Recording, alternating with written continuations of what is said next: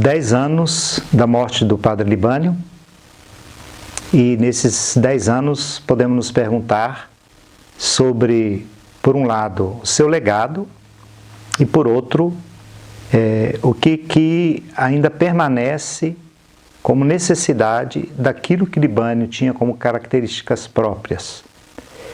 Então gostaria primeiro de recordar a figura do Libânio. Libânio, jesuíta, e faz parte de uma geração da Companhia de Jesus que teve uma formação extraordinária, uma formação que passou pela transição entre o período anterior ao Concílio Vaticano II e o Concílio Vaticano II. Então ele teve toda aquela formação clássica que era oferecida nas antigas casas de formação dos jesuítas, e também teve a oportunidade de beber na principal teologia que estava sendo elaborada no período que aconteceu o concílio, que se seguiu o concílio. Então ele tem essa característica de passagem de dois mundos, um mundo de um catolicismo mais fechado para um mundo de um catolicismo que queria dialogar com os homens e as mulheres da nossa época. Então, essa formação clássica e a abertura para um mundo novo. Então, isso foi muito importante em tudo aquilo que Libânio foi, tudo aquilo que ele fez e tudo aquilo que ele escreveu. E que é, sob muitos pontos de vista, parte do legado dele. Então, vou começar trazendo, primeiro, alguns dos elementos característicos do pensamento dele. Ele era uma pessoa, uma mente brilhante, muito inquieta, e que chegou ao Brasil no imediato pós-concílio. Então ele foi colocado imediatamente para ajudar nesse processo de recepção do concílio, oferecendo as grandes chaves que o concílio tinha elaborado do ponto de vista teológico, eclesiológico, toda a questão da formação para os diferentes públicos que compõem a igreja. Então Libânio participou ativamente nesse período dessa atualização, que naquela época se chamava de atualização, para que a igreja pudesse aos poucos se apropriando do grande evento, acontecimento que foi o Concílio Vaticano II. Então, essa primeira preocupação dele vai caracterizar depois toda a sua teologia.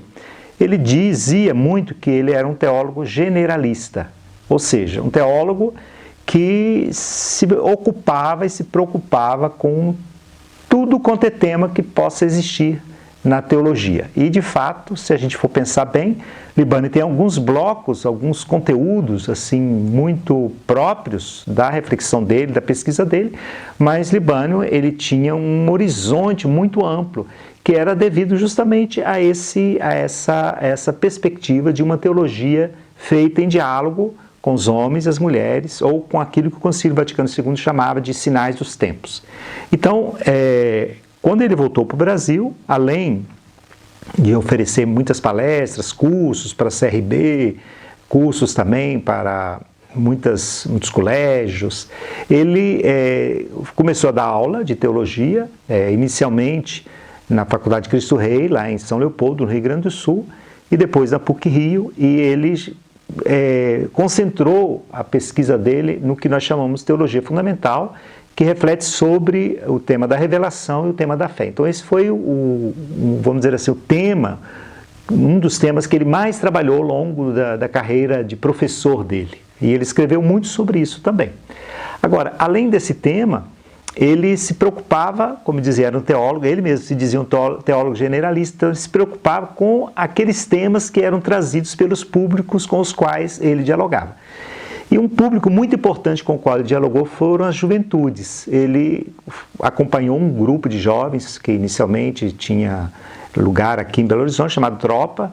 E esse grupo ele acompanhou ao longo de toda a sua vida. Esse grupo depois se tornou adulto, depois ele acompanha os filhos, depois chegou a acompanhar os netos dessas pessoas. Então esse grupo foi um grupo muito importante, porque Libânio foi, do ponto de vista teológico no Brasil, um dos teólogos que ajudou a pensar a pastoral junto com esse público importante da igreja, que são as juventudes.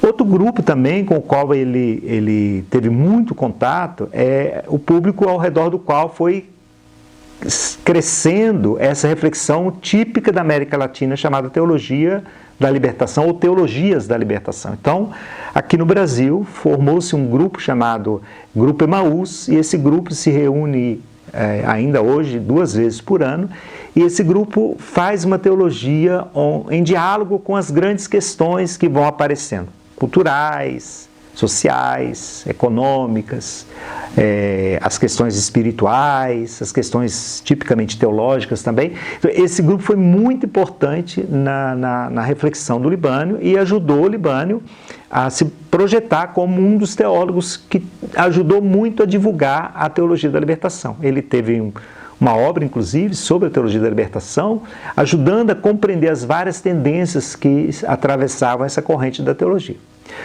Outro grupo com o qual o Libânio teve muito contato, eu chamaria assim um grupo ou público mais eclesial, dioceses, cursos diversos para lideranças, e o principal deles, que a gente poderia considerar, foram os encontros dos intereclesiais, das comunidades eclesiais de base. Libânio participou, enquanto esteve vivo, de quase todos os intereclesiais, e ele tinha uma capacidade enorme de síntese, e ele oferecia essa capacidade que ele tinha ao serviço das comunidades eclesiais de base. Então ele se tornou um grande incentivador e também um grande divulgador de tudo o que havia de mais criativo na Igreja Católica entre os anos 70, 80, 90, porque ele acompanhou muitos desses grupos.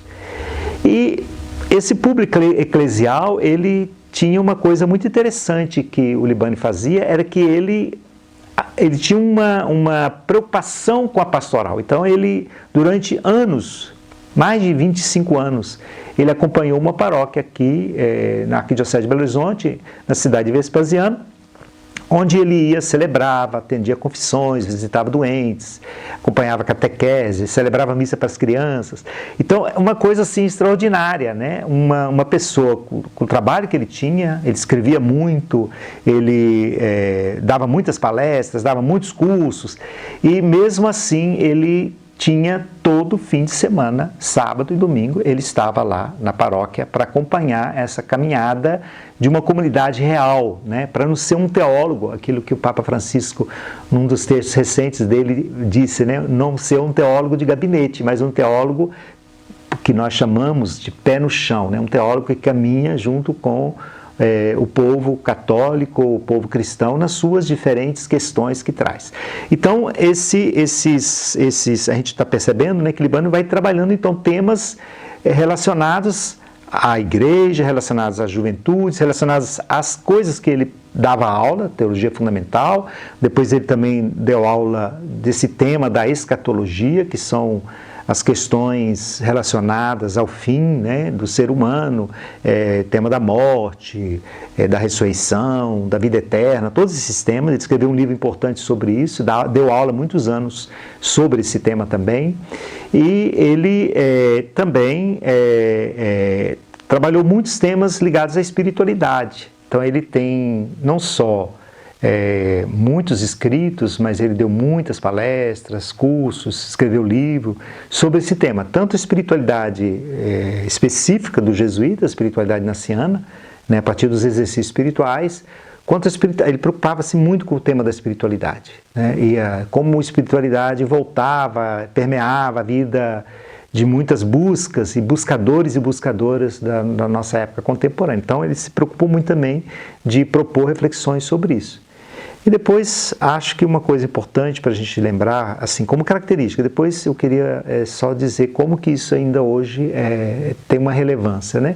É que Libânio, ele queria falar também para outros públicos, então ele escrevia muito, não só livros, artigos em jornais especializados, revistas especializadas, mas toda semana ele tinha o Olhar do Teólogo, que saía tanto no Jornal de Opinião, foi um jornal durante muitos anos, ele foi colaborador, quanto também no Jornal O Tempo, que era um jornal daqui, que é um jornal daqui de Belo Horizonte, né, de Minas Gerais, onde ele também trazia essa questão do olhar do teólogo, que ele tentava escrever ali as questões do cotidiano, as questões importantes, relevantes da sociedade que estava acontecendo no Brasil. Então, isso como característica, então, desse teólogo, ao mesmo tempo, muito bem formado, com uma formação e com uma capacidade de leitura, de síntese, atualização contínua que ele tinha. Por outro lado, essa preocupação, como eu dizia, com o contextual, com o que está acontecendo, né? Então, isso é característica do Libânio. Agora, a pergunta é, o que permanece ainda atual do pensamento do Libânio? Além da personalidade dele, né? Eu acho que uma coisa que é importante, né, do modo de ser teólogo, né, do Libânio, é esse estar antenado para o que acontece, né, e não se contentar nunca com respostas prontas. Ou seja, ter um olhar sobre a realidade continuamente em mudança. Eu acho que a boa teologia é a teologia que escuta as grandes questões do seu tempo, é uma teologia que caminha junto com os homens e as mulheres de cada tempo. Ela não se contenta só com respostas prontas do passado, de um catecismo ou de um dogma, etc., mas é uma teologia que vai continuamente oferecendo respostas para as grandes inquietudes dos homens e mulheres do nosso tempo. Então, acho esse, para mim, é digamos assim, o grande legado de Libânio como pessoa, né? É claro que isso daí é um aprendizado, ninguém nasce teólogo ou se forma teólogo já é desse jeito. O Libânio, ele teve muitos anos, ele aprendeu e nesse sentido a gente precisaria de que as novas gerações também tivessem essa capacidade, essa versatilidade, né? Para que realmente a teologia possa ainda falar às novas gerações, né? Esse é um primeiro elemento. Outro elemento que eu acho importante, né, é que ele não se contentava em trabalhar com um único público.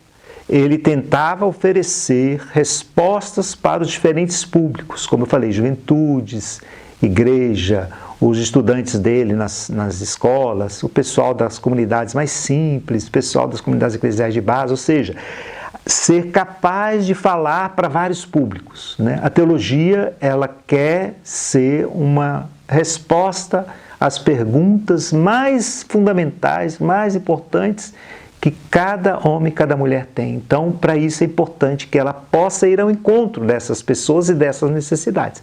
Eu penso que o Libânio oferece para nós um modelo dele, né, como teólogo, e depois isso se traduziu nas formas teológicas que ele adotou para oferecer a reflexão dele. Ele tem livros, assim, catatais de livros, tem artigos, tem coisas pequenas, tem homilias, tem artigos pequenos em jornais, em revistas de paróquia, ou seja, ele falava também para a rádio, ele tinha um programa que era disponibilizado nas rádios católicas, ou seja, ele achava que o trabalho da teologia é falar de muitas maneiras, como é o modo como Deus mesmo fala conosco. Deus nos fala de muitas maneiras. Eu acho que quem quer ser teólogo e teóloga tem que ter essa capacidade de falar de muitas maneiras para todos os tipos de público.